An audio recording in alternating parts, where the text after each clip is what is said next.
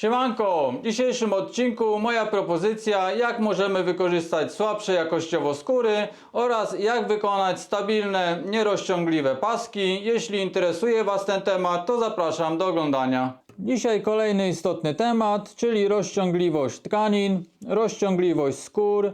Jak można to ustabilizować, aby otrzymany pasek był stabilny, trzymał wymiar, no i żeby się też w miarę nie deformował. I czy to w ogóle jest dobre, że się deformuje? Chciałbym Wam pokazać, jakie stosuję rozwiązania, żeby zaradzić temu problemowi. Zaczynając najpierw od pasków do spodni, często pojawia się pytanie, czy to dobrze, że coś takiego pojawia się w pewnej części paska, w miejscu, gdzie, jak to się mówi, plecy tracą szlachetną nazwę. Pasek w tamtej okolicy deformuje się, pojawia się takie zapadnięcie, wybrzuszenie. Przeszywając teraz pasek przy krawędzi, otrzymujemy takie jakby dodatkowe zbrojenie. Skóra może być rozciągliwa, natomiast nić do szycia jest bardzo stabilna. I jeśli wykonamy to przyszycie prawidłowo, no to właśnie te nici będą nam trzymały te krawędzie i będzie dużo trudniej, żeby skóra się zdeformowała. Ale teraz pytanie, czy dobrze, że coś takiego się pojawia? No jak dla mnie bardzo dobrze, ponieważ ten pasek dopasowuje się też do naszego ciała. Jeśli mielibyśmy taki cały czas stabilny pas, który by utrzymywał wymiar, no to raczej byłoby to dla nas niewygodne, mógłby nam się wbijać w różne miejsca na ciele, no i raczej to nie byłoby dobre przy dłuższym użytkowaniu. Przez to, że on się właśnie zdeformuje, staje się dla nas wygodny i to jest w sumie w tym wszystkim najważniejsze. Więc teraz idąc dalej, mamy na przykład większe ilości skór. Udało nam się gdzieś je kupić taniej, jakieś ścinki, odpady, jakieś stoki może, gdzie można naprawdę dostać tanio skóry. No i ta skóra będzie nam się rozciągała. Więc co możemy poradzić w takiej sytuacji? No najprostsza rzecz to po prostu wsadzić tutaj w środek taśmę nośną, owinąć tą taśmę nośną skórą i przeszyć to po dwóch krawędziach wzdłuż. Można także zastosować inne rozwiązanie. Tu jest bardzo stabilna i wytrzymała taśma poliamidowa. Możemy podkleić to pod skórę i także po złożeniu przeszyć. To nam mocno ustabilizuje całość. Możemy także wykorzystać dwie różne skóry, tak jak na przykład zrobiłem to w tym przypadku. Polega to na tym i ogólnie jestem fanem zużywania skóry do końca. Nawet jeśli kupujemy gdzieś jakieś ścinki, to warto byłoby je zużyć do ostatniego. I może być też tak, że kupimy cienkie skóry, one się rozciągają, ale mamy też jakąś skórę garbowaną roślinnie. Nie musi ona być najlepszej jakości. Chodzi o to, żeby ona pełniła rolę tego głównego rdzenia, tak jak jest tutaj. Główna część tego paska to jest skóra garbowana roślinnie, a na to domontowana, doklejona i doszyta jest skóra elastyczna, w tym przypadku z nałożoną warstwą brokatową, ale może to być właśnie jakakolwiek inna. Ważne, żeby to ustabilizować, no i prawidłowo wykorzystać skórę, którą mamy. Bardzo fajnie to się sprawdzi na przykład przy szelkach do plecaka, przy paskach do torebek, do toreb. Myślę, że pasek do spodni też nie byłby z tego zły. Na tej samej zasadzie możemy wykorzystać tkaniny, taśma nośna, może być także wzorzysta, może być taśma biotan albo jakieś inne powlekane. Ważne, żebyśmy mieli stabilny i mocny rdzeń, a na wierzch wykorzystali tkaninę bardziej elastyczną, która będzie pełniła rolę ozdobną. Więc teraz utnę kilka pasków, przeszyjemy to na maszynie i pokażę Wam, jakie są właśnie efekty tego. Ten pasek z tkaniny. Możemy także umieścić na górze taśmy nośnej. Może to być węższe niż taśma. Ważne, żeby to właśnie fajnie się komponowało i żebyśmy wszystko zużywali. Wyciąłem pasek na 3,5 cm i teraz jak najprościej dopasować do tego szerokość paska, który będziemy owijali na nim. Potrzebny nam będzie dowolny ścinek. I teraz mniej więcej musimy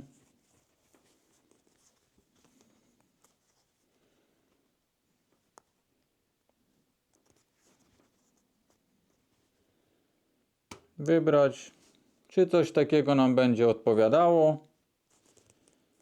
Jeśli OK,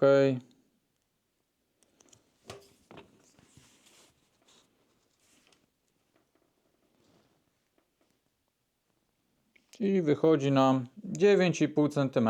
Wytnę więc pasek na 9,5 cm, który będę owijał na stabilnym rdzeniu. Pozostaje tylko skleić obie skóry razem.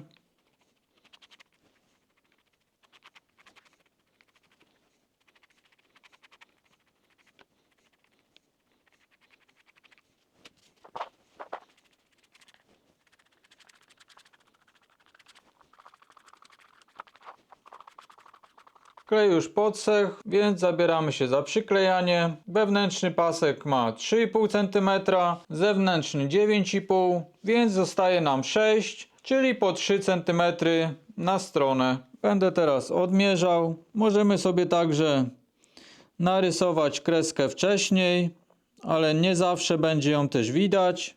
Co jakiś czas przyklejam linijkę na 3 cm i dopasowuję krawędź.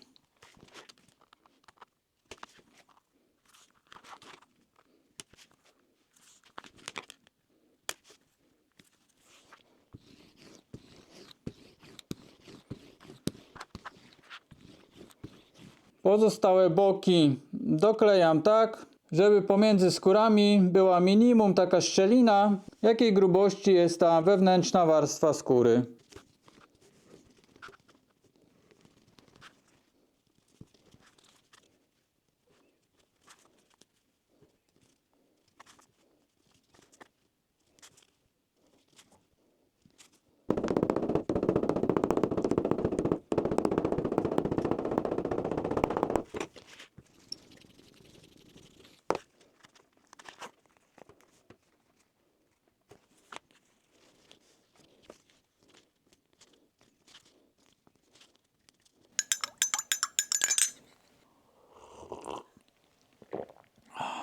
Dzięki wielkie za kawkę.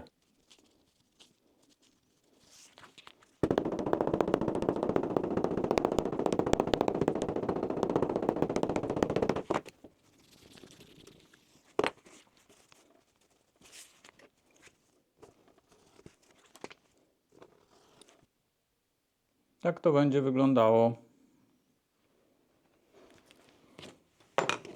Jak widzimy po tym pasku, no tutaj jest dużo rzeczy, które będą go stabilizowały. Jest najpierw rdzeń, nie musi to być skóra pierwszej jakości, można użyć dużo słabszej. Stabilizuje nam klej, później stabilizuje nam ten gruby rand, który powstaje. Kolejno stabilizuje nam samo przeszycie, więc tu naprawdę można użyć słabej jakości skór i otrzymać stabilny pasek i nawet bardzo ciekawy wyrób. Dodatkowo jeśli wycinamy pasek, który będzie z jednej warstwy skóry, no to tutaj kluczowe jest dodatkowo w jakim kierunku skóry wycinamy ten pasek. Trzeba orientować się, w którą stronę skóra bardziej się rozciąga, w którą mniej. A stosując takie modyfikacje i takie połączenia, to nie ma za bardzo znaczenia. Te wszystkie elementy stabilizują się wzajemnie i możemy wykorzystać wycinane paski w poprzek, pod kątem, czy z jakichś nawet boków i otrzymujemy solidny efekt na końcu. Także przechodzimy już do maszyny, przeszyjemy i pokażę Wam końcowy efekt. No i szyjemy.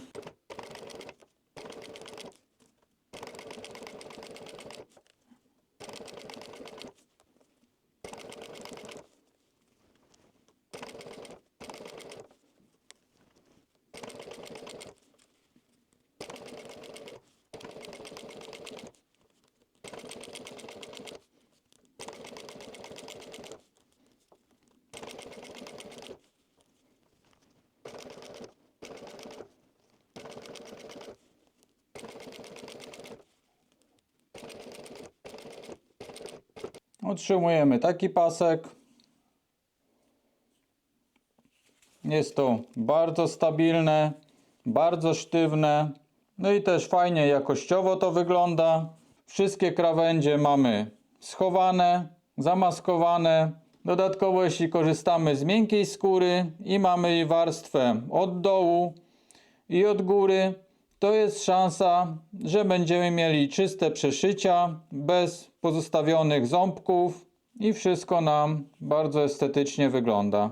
Ja osobiście lubię też kupywać ząbki, jak i stopki, ale takie jakby średniej jakości, które już trochę poszyły, bardzo dobrze się sprawdzają.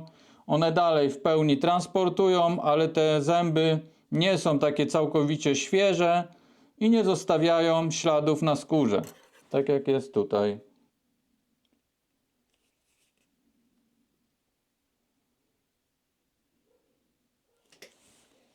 Przez środek mamy jeszcze miejsce, żeby wykonać otwory do klamr czy innych zapięć, więc naprawdę jest to bardzo fajny sposób, żeby wykorzystać nie do końca super jakościowo skóry, a końcowo otrzymać dobry wyrób, który sprawdzi się w naszych projektach.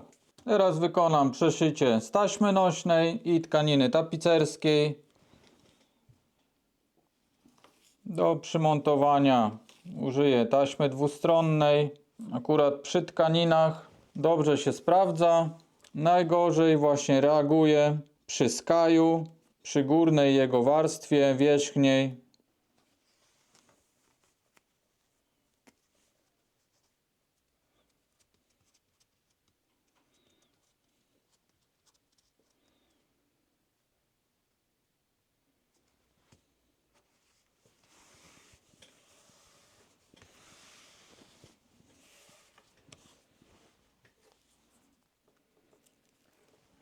I brzegi tkaniny także na taśmę.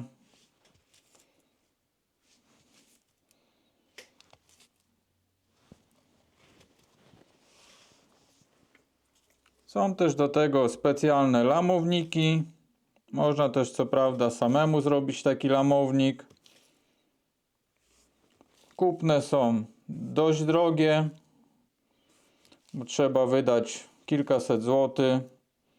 Więc jeśli ktoś szyje dużo takich pasków, no to na pewno mu się taki lamownik szybko zwróci. Ale jeśli ktoś robi różne torebki, różnej szerokości paski, no to musiałby mieć kilka takich lamowników, albo po prostu robić tak jak teraz pokazuję. I tu także musimy zostawić troszkę wolnego miejsca.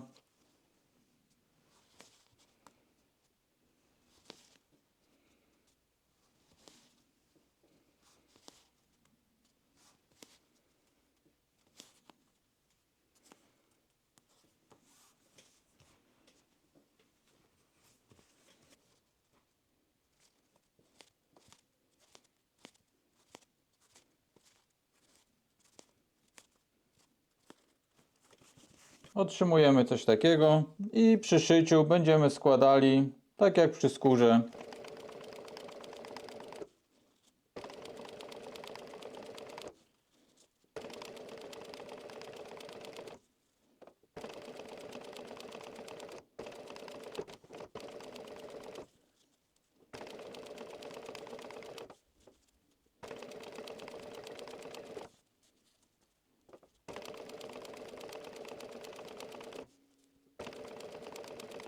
Kolejny ciekawy pasek, bardzo fajnie się to sprawdza właśnie przy torebkach, przy różnych szelkach. Może to być uchwyt do smyczy dla pieska. Możemy wykonać tak całą smycz. Zastosowań tego jest naprawdę mnóstwo. Można kupić sporo różnych tkanin z zakładów tapicerskich, gdzie właśnie sprzedawane są długie, wąskie kawałki. No i przy użyciu taśmy nośnej możemy to bardzo fajnie zużyć wszystko. No i jest to też dodatkowo fajne rozwiązanie, ponieważ maskujemy wszystkie krawędzie i od taśmy nośnej, i od tkaniny, Zamiast taśmy nośnej możemy użyć jakiejś właśnie innej tkaniny w innym kolorze, która jest grubsza. Całość nam jeszcze to dodatkowo ustabilizuje. Więc naprawdę, no jak dla mnie jest to bardzo ciekawy sposób. Nie dość, że możemy zrobić coś ciekawego, no to zużywamy materiały, które nie do końca mogą nadać się na inne zastosowanie. Na dzisiaj to już wszystko. Zapraszam Was do śledzenia mojego kanału, a jeśli podobał Wam się dzisiejszy odcinek, to zostawcie łapkę, komentarz dla zasięgu i trzymajcie się. Cześć!